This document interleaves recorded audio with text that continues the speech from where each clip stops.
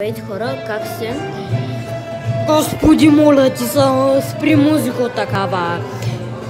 Сега ще ви покажа как правят арменския хляб на име лаваш. Ето го. На 3 ще ви го покажа. 1, 2, 3. Ето го. Малко ще спра тази музика, аз не мога. Ох, добре спраха. Сега го месят. Сложиха го някъде, не мога да са. Ето. Ето го. Сега ще го сложат да се пече. Вижте как го слагат да се пече. Слагат го така. Сега ще взема една пръчка и там дето седи металната. Напърши го напръскат. И го пъхнаха без пръчката.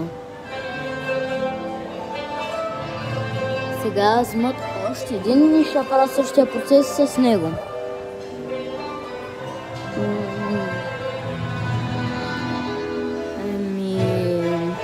Така правят арменския лаваш. След това ще го извадят и ще го сложат ето там, където е металната купа.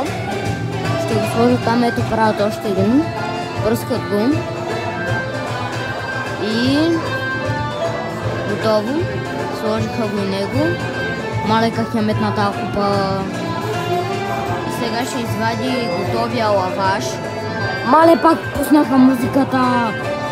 Ще ма подучат, аз ви казвам.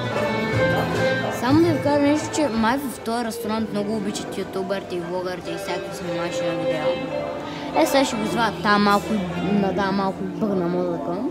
Ама да. Ето го извадиха. Един е готов. И май втория е готов. Нека да видим. 1, 2, 3. Плиз.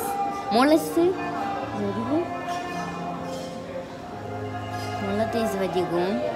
Няма да те чакам половин час да го вадиш от тия хляб.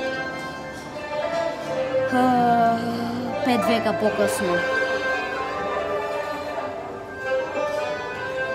Още 5 века по-късно. Още 20 века по-късно. И айде, най-седне го извадиха това лаваш.